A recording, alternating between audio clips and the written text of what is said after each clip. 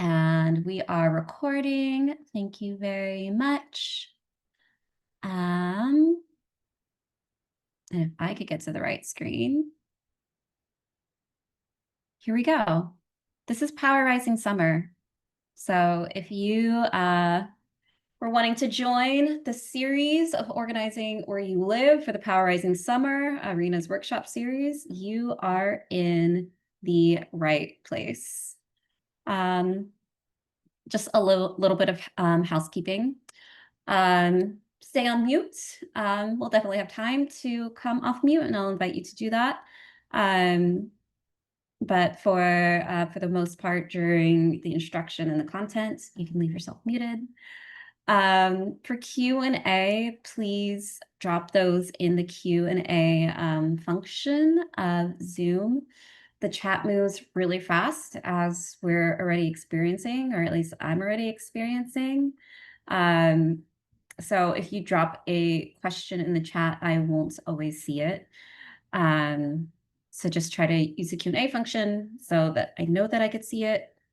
Chat is moderated. Please don't spam or violate any of our norms. We'll send you a direct message first.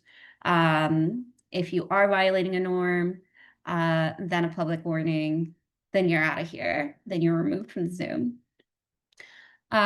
Yes, we are recording. We are here and recording, and we will send out a follow-up email with the recording and the resources that were shared on the call. And then we will also have a feedback survey. So we appreciate your feedback. So please do complete that. We'll drop that towards the end of the session. Power Rising Summer is brought to you by this list of amazing partners, some of which are Google, Winnable, Running Mates, Sticky Note Labs. Did I say partners? I meant sponsors, if that's what. Okay, yeah. These are our sponsors, so very grateful to them for their support to host this series. And then our partners, we have a slew of amazing partners, many of which so we have so many that I can't name them all. But, ooh, Ginger, nice bundt cake. Had to call that out because it just flashed upon my screen. But have a group of amazing partners who are joining us in this effort of Power Rising Summer and building power throughout the next couple months. So we'll keep this list up, but want to share a quick poll to ask you, of these partners, who would you like to connect with? And we will share your information with them. Thank you very much, Jess, for dropping that list. So a poll should have popped up on your screen. Indulge us in taking a quick moment to fill this out.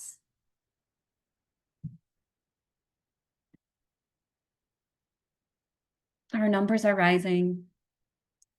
27% completion, 30%. Getting close to 50%. Rising, rising, rising. Power Rising Summer. 62%. Would love to get to like 85% completion. You never heard of any of these, say for Run for Something. Jess, do you mind bumping that list again?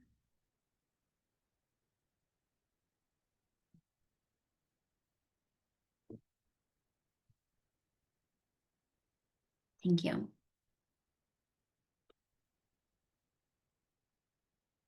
All right.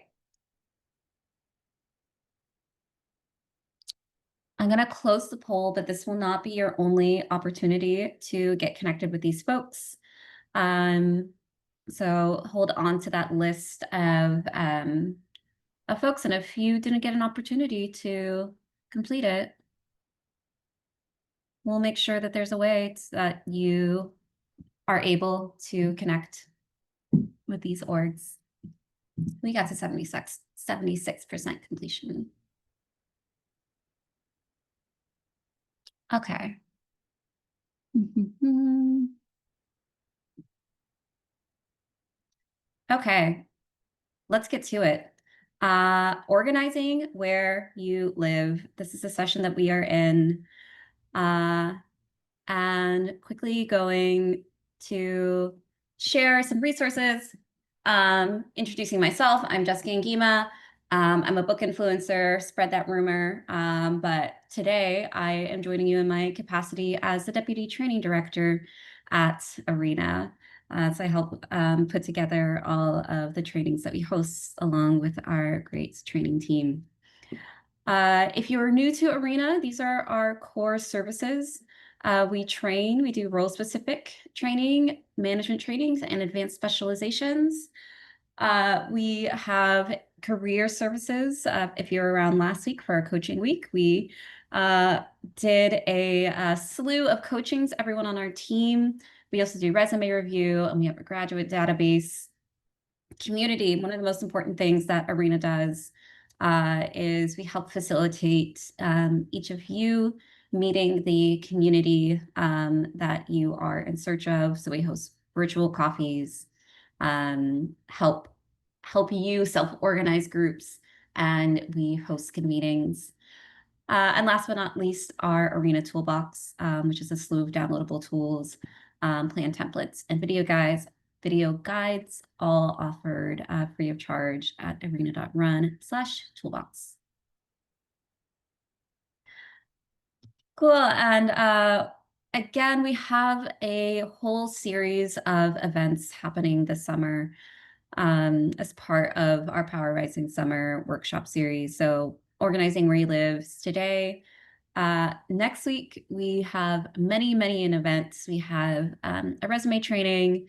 We will have a panel discussion on ranking the votes, lessons from New York City's mayoral primary. Um, we'll have this is one of our partner events, the Audience Energizer Lab from Center for Artistic Activism. And then we'll also have a careers fair next Thursday. And then beyond that, we'll have another workshop, local political pressure. Why do I get so many fundraising emails and texts? And then closing out the month with our book club, which is Let This Radicalize You. And hope that you'll join for that. Okay, so today's big questions are, what is the organizing and activism landscape in my community? And what are the practical steps that I can take to initiate in-person tactics like networking and outreach, house meetings, and small gatherings to build relationships and take action close to home? So you might be coming into this session with an idea in mind of what you'd like to organize, or you might be here because you're looking for a place to start. But I think regardless of where you're coming from, this session should give you some resources to help you think about your context in your neighborhood and also how to get involved. So I want to do just like a quick temperature check. If you could drop in the chat, why are you excited to organize in your neighborhood? Because ice is everywhere. Yeah. What else? Why are you excited to organize in your neighborhood? Because how we grow power. I'm excited to better understand because activation brings elevation. There are many tenants and landlords, mutual trust and aid. Organizing is the most effective way to bring people together and bridge divides. Ashton says to defend abortion rights in Missouri, to build community, to provide mutual support, to boost civic engagement in my community. Sweet. So encourage you to scroll through the chat and to really get a sense of why you are here with 70 other people on this afternoon, to think about all the ways in which our individual efforts join together to make mass movements. I'm a big believer that organizing at the local level is one of the best tools we have to build collective power, and really thinking about how small actions reverberate to larger scale actions. So our tools that we're going to be using, we are going to be using the tool of community mapping, which is the process of identifying the assets, resources, and challenges within a particular neighborhood or community, and the tool of power mapping, which is the process of identifying who has more or less influence within a specific context, situation, or community. So something that's important to for today is going to be community mapping. That is really going to be where we are going to focus our energy. But this session and the next session on local political pressure really build on each other.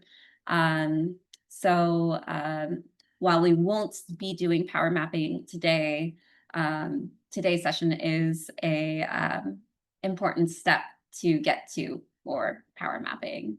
So that's just a little tease to, come back the week after next. And just understanding where the efforts of community organizing and local community, local community organizing comes together in the electoral context is looking at our map and understanding capacity building, persuasion, and turnout. So capacity building in the electoral sense is when we're, building towards election day, and we are making sure that we have all the resources that we need for the persuasion and the turnout periods. So during capacity building, we're planning, gathering resources, building and strengthening relationships. During persuasion, we are changing hearts and minds. And during turnouts, we're focusing on get out the votes. But capacity building happens throughout the whole electoral organizing timeline. So really thinking about what we're doing right now during, for the presidential election year cycle in particular, being in the off year, but also, being over a year out from midterms. What are we doing right now in our local context to build those relationships and to build trust? One of the things that all politicians and, all folks in the electoral space can get criticized for is being transactional. And that is for good reason. Sometimes we only contact our neighbors when there is an election, or we need them to vote for a candidate. And we are trying to move out of that by making sure that we are doing the work right now to have relationships and to strengthen those relationships and to strengthen those bonds, so that when it is time to mobilize, and I'll say whether it's time to mobilize for a candidate or campaign, or whether it's time to mobilize for some rapid response or for something that needs immediate action, we aren't starting from scratch.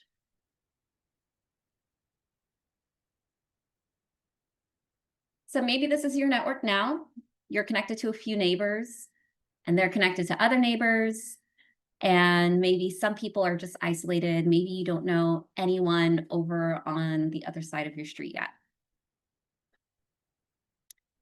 So our task is to strengthen the relationships we already have, and then maybe turning some acquaintances or weaker bonds into friends, while also making new connections, so that now you know a few people on the other side of the street and you get their number. So thinking about yourself as a node, the strength in organizing is connecting your connections to one another, and then strengthening those relationships between people. So now you start introducing people to one another and bringing them together. And this is where we start to build up that collective power. and capacity to get things done. So we're going to start that with community mapping. And Jess, would you mind dropping the link in the chat to the exercise guide? Excellent. So feel free to follow along.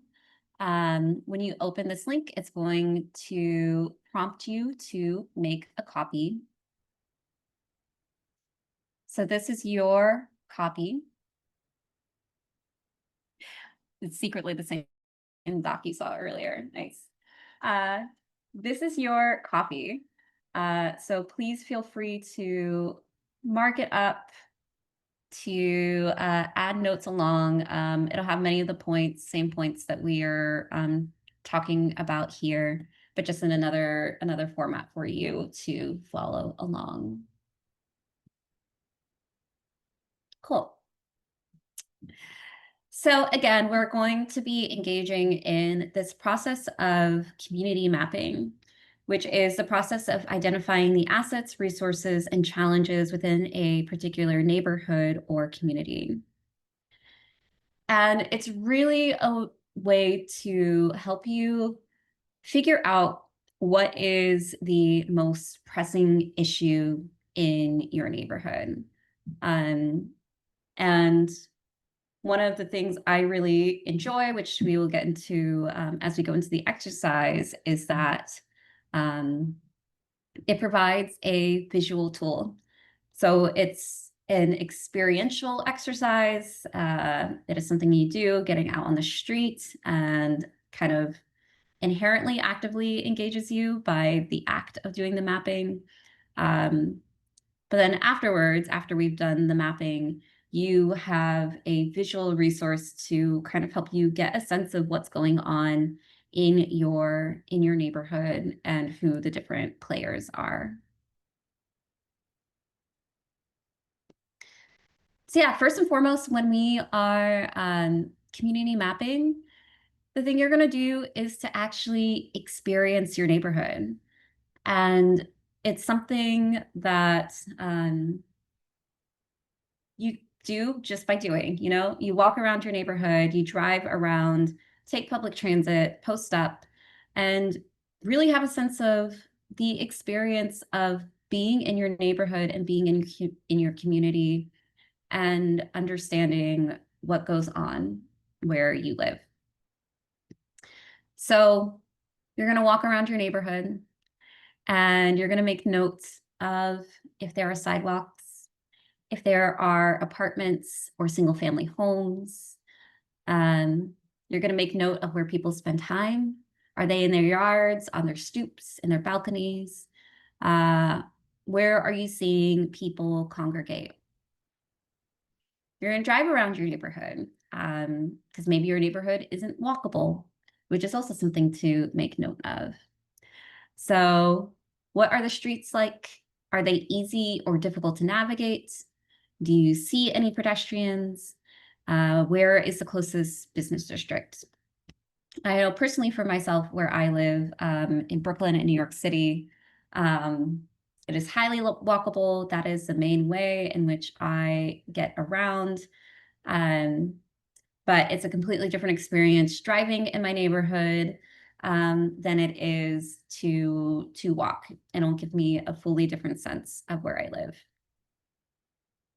And then I also live in a place that has really great public transit. So taking public transit and noticing where the nearest bus station is or train station, what is the experience of getting from point A to point B? And again, I mentioned I live in a place that has a really great public transit system. But I also think if you live in a place where there's not a really well-defined public transit system, it could be an interesting thing for you to do to go to your nearest public transit. Where I grew up in Houston, you have to take a car to the bus station, which then takes you into what we call the loop. So into the into the outer loop or the inner loop of Houston. Um, and yeah, I'll emphasize this one in particular because I think public transit is such a kind of unifying mode of transportation, because you have to be with other people.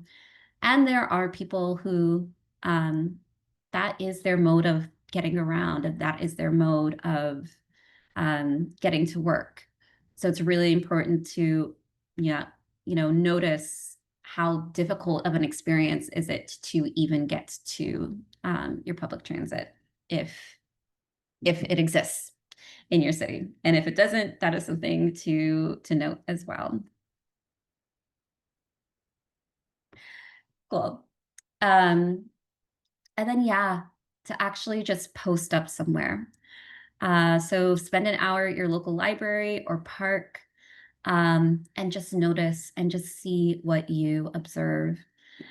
And another important one, because I think so often when we're moving through our neighborhood, we we're often have a point or destination we're going to, so we might not linger, um, or we might, just be doing some sort of a transactional thing. But what happens when we're able to slow down and be in the act of looking? What happens, and what do we notice in that? So I see a lot happening in the chat. I will pause before exercise and go back there to see what's up and what's going on. Cool. So once we've done our actual experience of just like being in our neighborhood and doing this observation, is when we're going to actually make our map and make notes of what we're calling here individual assets, communal assets, and institutional assets. So individual assets. This is a little less tangible, but individual assets are the maybe personal values, knowledge, or contacts that we might have. So, like I write here, this can quite literally be a list of individuals in your community who are great connectors. If that's something you wanted to make note of, you could note that on your map, and I'll show that a bit whenever we get there. So you might make note of individuals on your map, and you might note where they live. But it could also be these intangible things like your just individual knowledge, personal contacts, or personal values, because those are our assets as well. And then communal assets. On our map, we're going to put places like churches, clubs, public spaces, gathering points, community gardens, to name a few. And again, this is going to look different depending on where we live and our individual communities. And lastly, institutional assets. So this can be your community board. It could be your local government representative, schools, colleges, businesses, anything in that realm.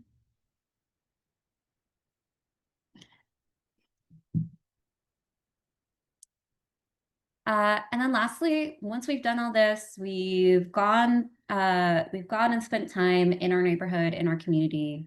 We started putting things on a map.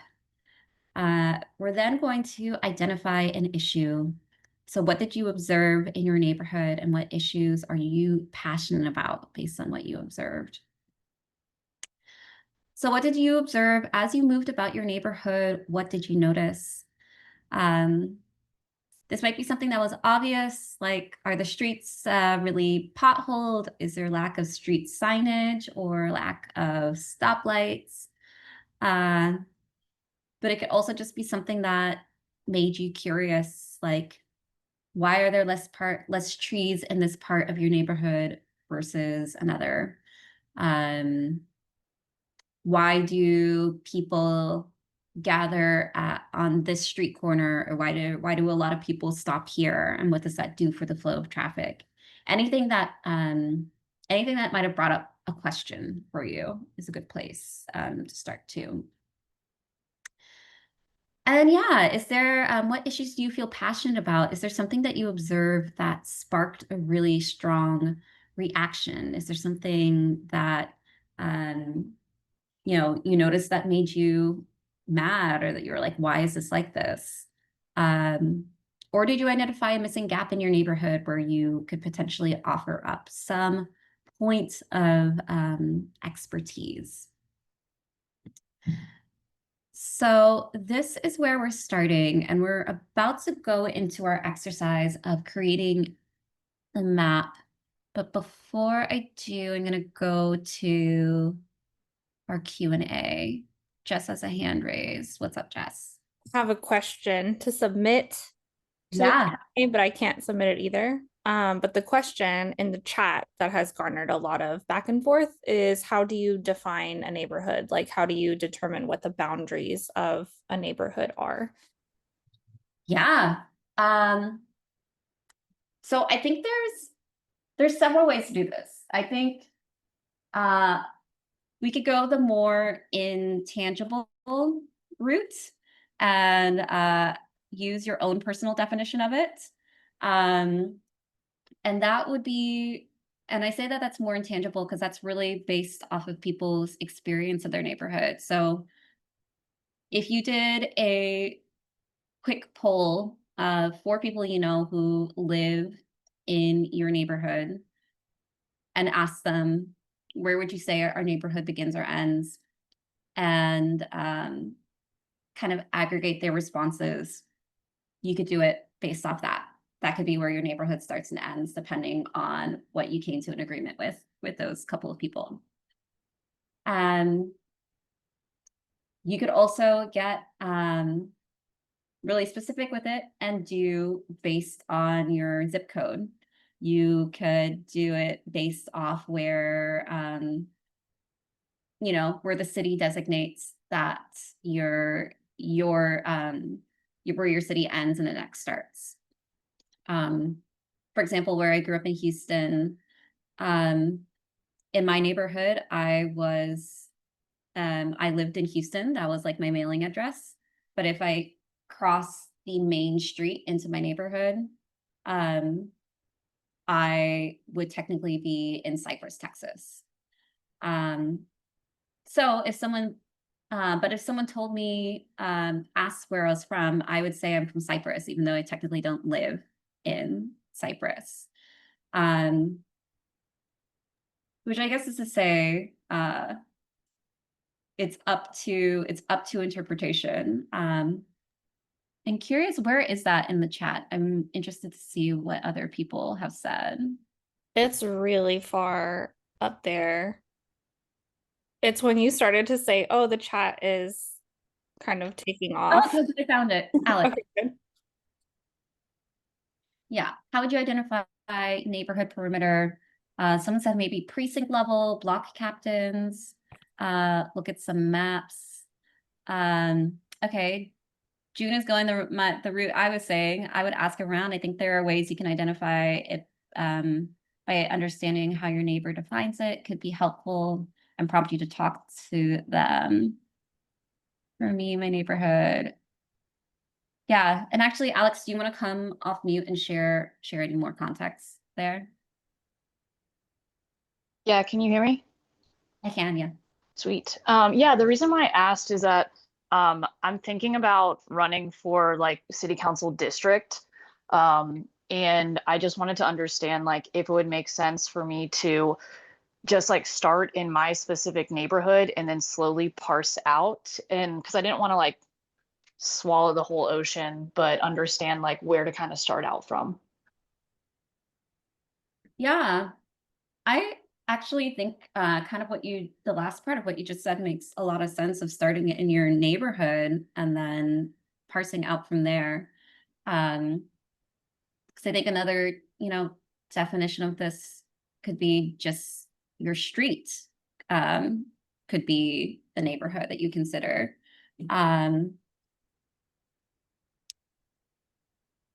Yeah, does anyone else want to weigh in on that as I continue to go through these?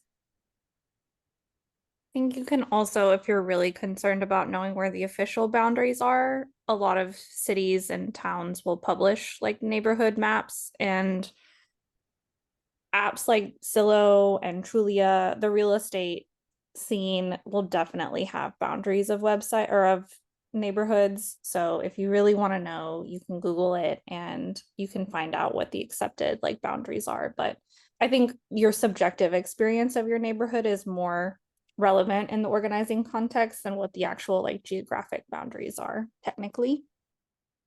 Yeah, no, that makes sense. And just for context, I live in Dallas, and so like we have very fascinating like districts where you can be super affluent all the way to like Section 8 housing. And so I want to make sure that I'm extremely inclusive of everyone. And even if like a neighborhood isn't necessarily like within my like perspective, like realm, I still want to like take the opportunity to sit in that space because I feel like they're very much not included in the conversation just because of where lines are.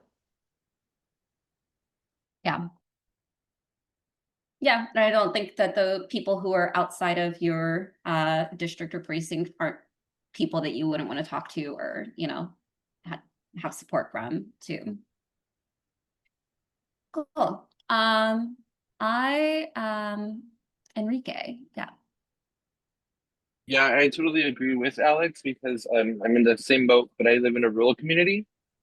Mhm. So I live literally I live literally right next to Section 8, and down literally across the street is also Section 8, and I do want to be uh what's the word I'm looking for? Respectful of Section 8 and have their voice heard as well. So that's I'm also in the same boat as well. Well, thank you for that. Um,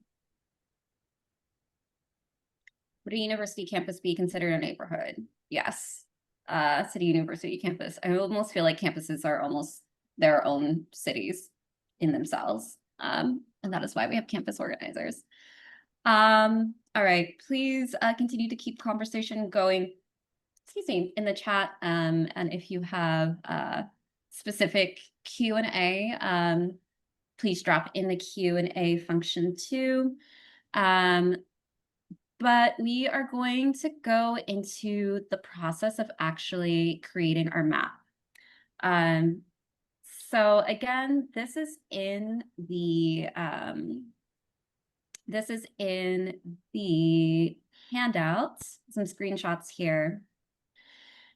And then of course, just to say the caveat that this is kind of an approximation of community mapping, because when you're actually doing this outside of being on the screen here, you're going to be in your neighborhood and, you know, walking about, driving about, stopping, staying certain places, making notes of places. But for now, we're just going to look at a way that we can create a map, which I think also kind of gets to this question of what are a neighborhood's boundaries. So if you would follow along, I encourage you to open up Google Maps and to just type in your neighborhood. I live in the neighborhood of Bed-Stuy, Brooklyn, in New York City. And so this is what it's telling me is the boundaries of my neighborhood. So I can zoom in and see where it thinks my neighborhood ends. And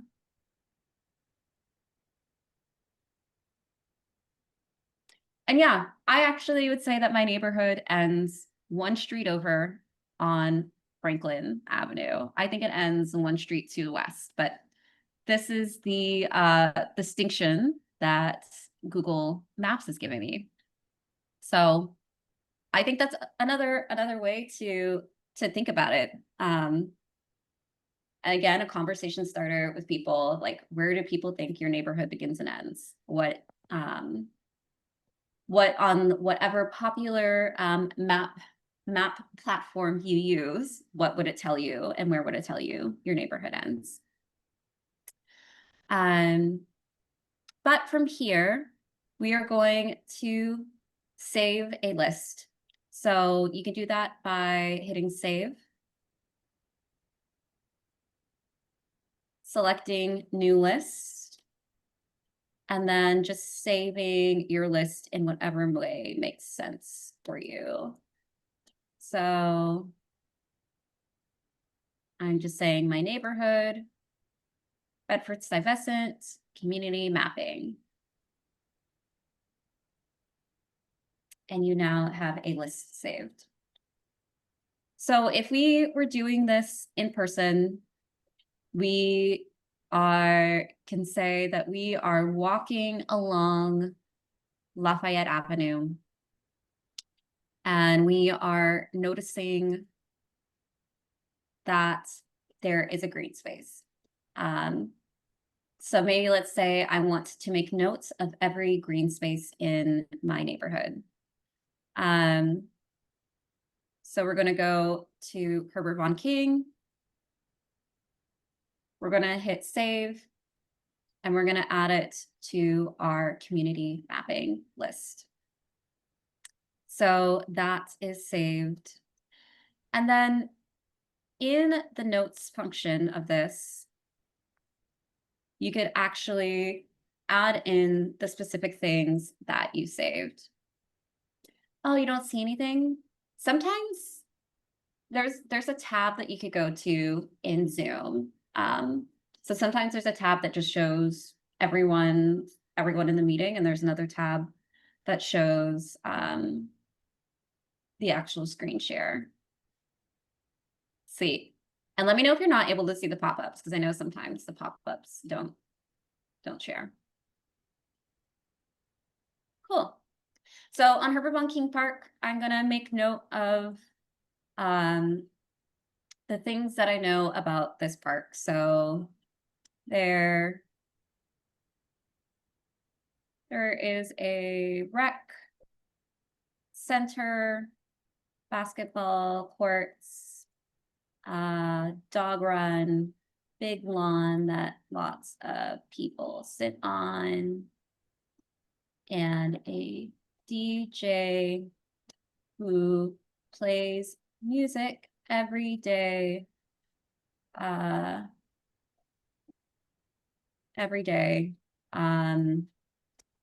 And people who sell ice cream. Done. And then we're just going to do this for every green space that we see. So I see that there's a farm here. So once more, we're going to add it. And we're going to add it to this space. And this is a farm. This is a green space that I haven't been to.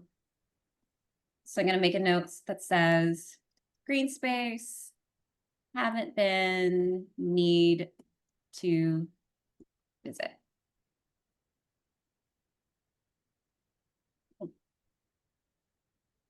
And so that is what we're going to spend some time here. Rowan, if you can't find the name of your neighborhood, I would say enter the zip code and see what comes up there. Board. Let's see what it gives us for community board too. Yeah, you could experiment with doing your community board. Oh, but it's going to give you the actual location. So not your actual community board, but that is also you could look up too, because that's, you know, a specific kind of like organizing community is a community board. Okay, I want to stop talking so that we can actually do a little bit of this. So this is in your handout, which you should have. And so we're gonna just spend some time here, a quick 10 minutes. I'll play some music for us, and I want you to engage in this exercise of actually pulling up your map and beginning to do your community mapping. And as you do the exercise, you can go ahead and put in any of the community landmarks that you already know off the top of your head. So if there's like a library you want to make note of, a church you want to make note of, um, a subway stop, maybe some hyper-specific community landmark that wouldn't be obvious to you on the map, but you know is there, this sort of thing. And just beginning to make notes. And then once you've moved through the stuff that you already know you want to make note of, you can then just start kind of like searching on the map and zooming in and looking at different things and making notes of the things that you maybe want to explore when you actually go out and walk on your block and do this exercise. Let's see, any questions before we move into some heads down time?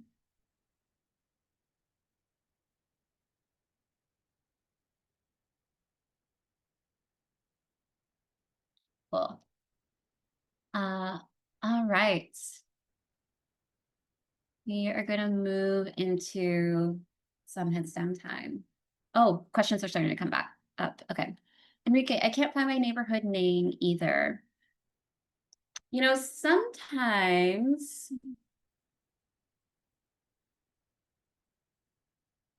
if you don't have the name of your neighborhood, often the map will kind of give you the name. So this is the neighborhood adjacent mine, Clinton Hill. And then below me is Crown Heights. So you could also just look on the map and see what the map designates as your neighborhood.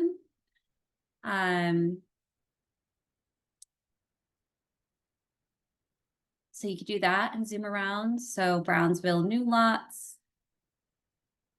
Oh, Elsa has some highly specific suggestions. Go to your county's appraisal district.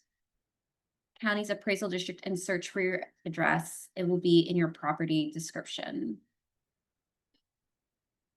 Or if you have a high school in your area, you can look up your territory, including busing for that school. That's a good way to identify a hyper-local neighborhood or other humans you will likely run into at the grocery store or the post office. Yeah. So again, it could be a little subjective. So if you're like struggling because you don't have a specific name, I think just zoom in on where you live and like focus on that area. And you really could just pick a like 5-block radius around your home and consider that your neighborhood. Yeah. Anything else? Handouts. Let's see.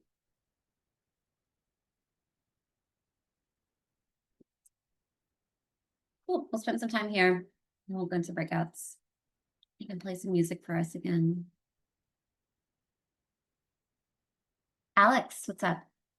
Yeah, do you have any recommendations on so you've actually created the border and you know what you want to do?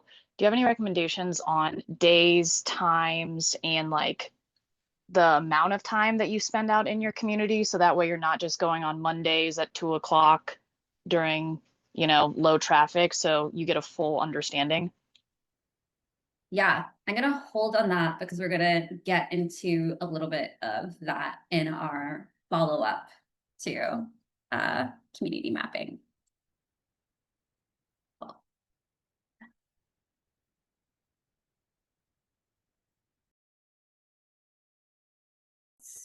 first and foremost, share a bit about yourself and your neighborhood. Then share what places did you find that you're excited to go to, who you're going to invite to go with you, who are you going to try and meet when you go there, and how this will help you organize where you live. It is okay if you don't know all the answers to those questions quite yet, but you could also use the breakout space to brainstorm and identify. The estimated time for this workshop, it ends at 2:30 p.m. Eastern. And to the point of time, quick check, how much time did folks want in the breakout rooms? We could do 10 minutes, we could do 15 minutes, but no more than 15. Because we want to How make many sure. people are going in each breakout room? I'm sorry, what was that? Sorry, how many people are going in each breakout room? I think that maybe determines how much time we would need. Yeah. We could do groups of 2 for 10 minutes or groups of 3 for 15 minutes. And I will say, if you were a little hesitant about breakout rooms, maybe you're in a position where you don't have the space to, go off mute and talk in a breakout room. It's okay. You can hang out with us in the main room until we're ready to come back. You don't need to drop off the call. Thank you, Jess. I'm seeing groups of 3, which is great because that's what I would have wanted to do too. 3 is a great number. 3 is a strong number. No worries, Kristen. Thanks for being here. Cool. So we'll go into groups of 3. So we'll say for each person to share for about 5 minutes. Yeah, 5 minutes each, and we'll come back at the 15-minute mark. No worries, Ginger. Thanks. All right, the breakout rooms are ready. Should I open them up? Yeah, let's go. Hope that journey was fruitful. We'd love to hear, maybe just quickly drop in the chat what that experience was like. Yeah, what did you learn? Maybe what did you learn about your neighborhood? What did you learn? What tips did you get from other people? Was someone else considering something that you weren't considering? Yeah, if you drop that in the chat, I'll choose a couple to read aloud.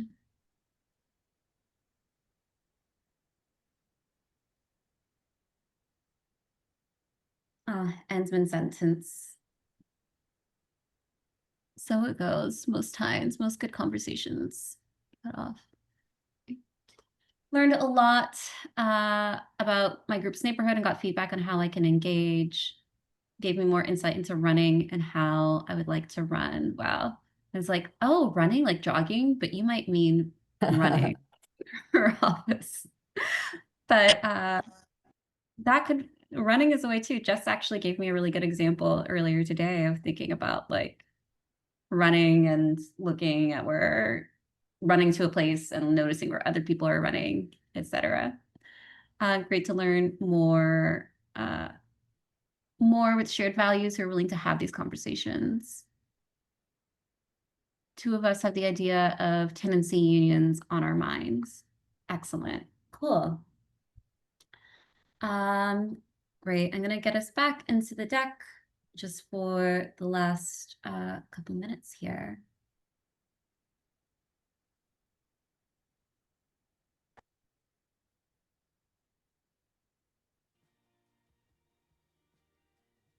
Let's see.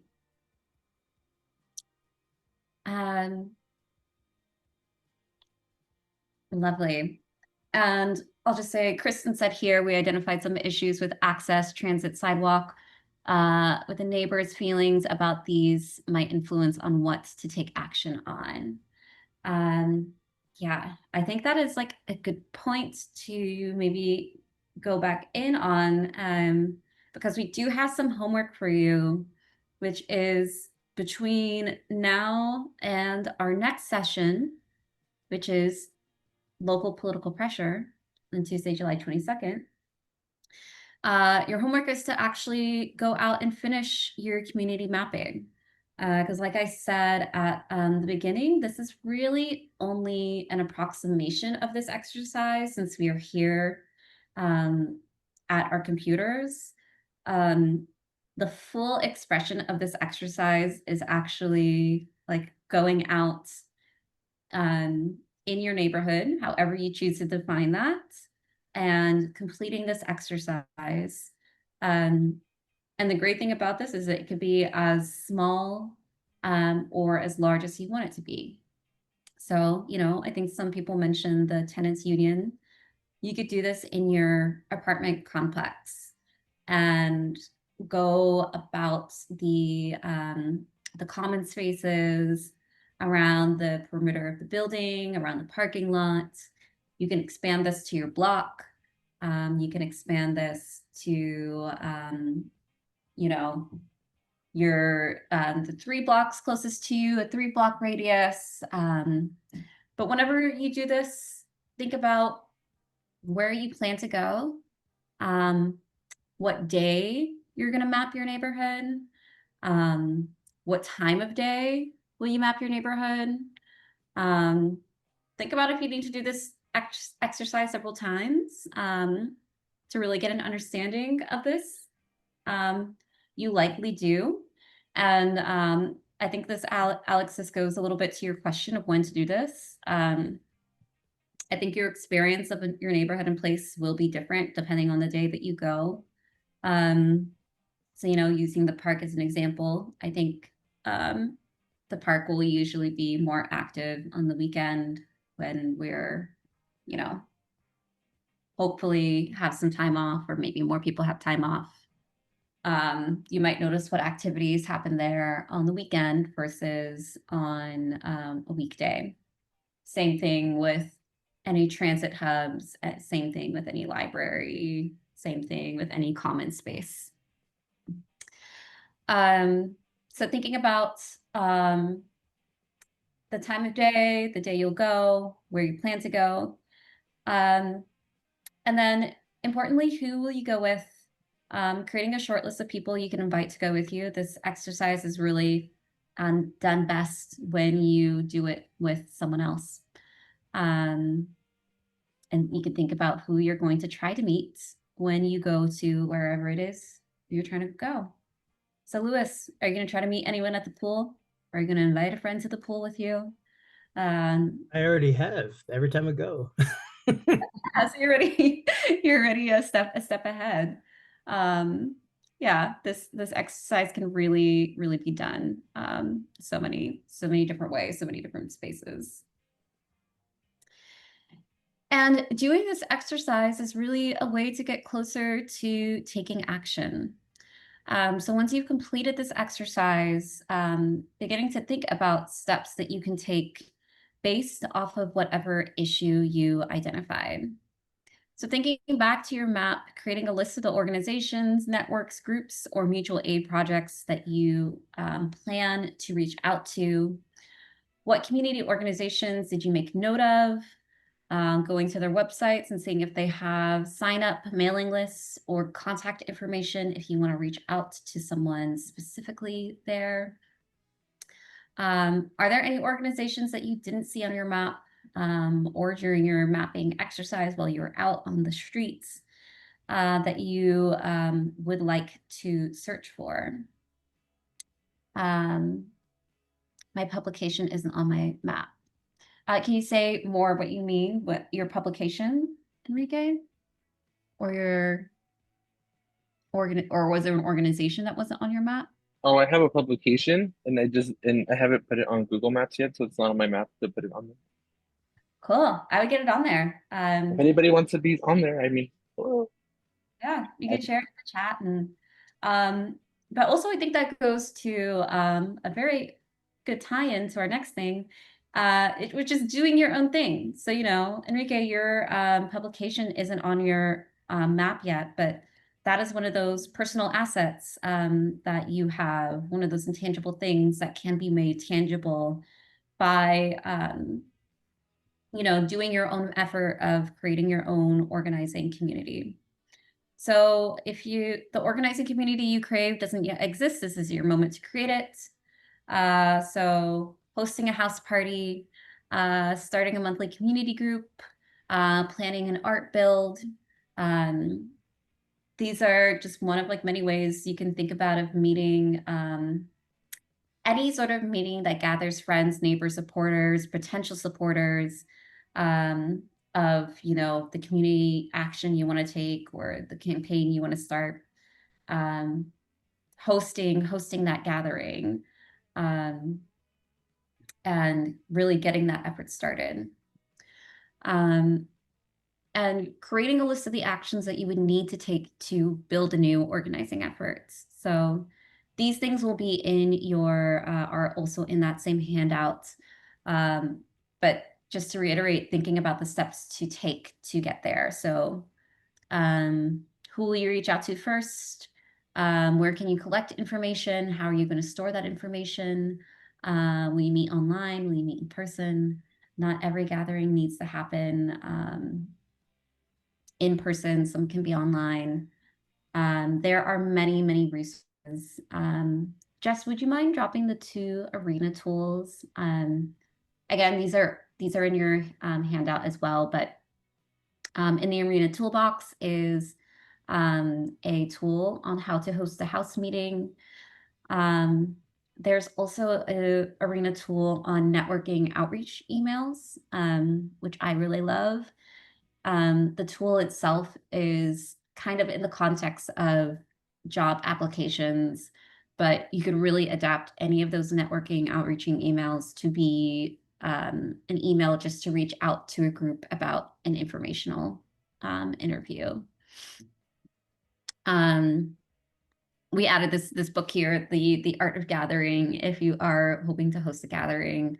Many folks on the arena team have read this book, The Art of Gathering by Priya Parker. Might be a resource for you. And again, this homework, finishing this homework ahead of our next session, which I will just quickly preview, which is local political pressure. And the next session will really build on this because we're going to do power mapping.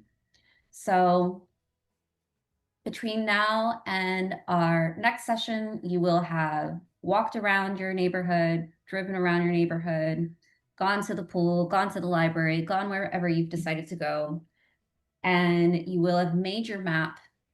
And based off of your observations, you will select an issue. So what did you see that was an issue in your neighborhood? And then we're going to do this exercise of power mapping, which is the process of identifying who has more or less influence within a specific context, situation, or community. So just to provide an example, the example I'm using here is the Elizabeth Street Garden development. So the issue here would be that this neighborhood garden was going to be torn down. The Elizabeth Street Garden is an outdoor recreational space and green space in New York City's Little Italy and Soho neighborhoods. The garden is city owned, and the city has plans to evict the garden to make way for Haven Green, an affordable housing complex for LGBTQ seniors and the formerly homeless. So in this context, this would be our issue, and this is what we are going to power map. We're going to look at all the different ways, all the different stakeholders, how the different stakeholders hold power, and really use this as a tool to think about how we apply local pressure by understanding the power analysis of a specific neighborhood, and the different players. Lovely. That is our session. Once more, these are our partners. We encourage you to connect with those partners. You have the list of partners and their descriptions of what they do, all a part of this series that we're doing of Power Rising Summer. And then some quick next steps. We have a feedback survey for you. Jess will drop that in the chat. Please do complete that, and that'll, help us learn how you experience this workshop, what we can do better, what you'd like to see. Someone just asked in the chat if we will, if the session was recorded. Yes, it was. We'll send a follow-up email with a recording and whatever else you request. Please stay in touch, keep in contact with each other, and you can join the Arena Community Slack. Jess, if you have a link to that on hand, please do drop. I think it's just arena.run/Slack. Hell yeah. Stay connected, do the homework, come to building local political pressure in 2 weeks. And then, yeah, I invite you to join our book club conversation. We are reading Let This Radicalize You for the month of July. And we're also talking about it over in the Slack. So recommend joining the Slack for that discussion as well. But that book club will meet on Thursday, July 31st at 1 p.m. And folks, that's all I've got. That is our show. We have a minute here. Are there maybe one question or any other questions before we wrap? Found the book in the public archives. Amazing. Thank you, Rowan.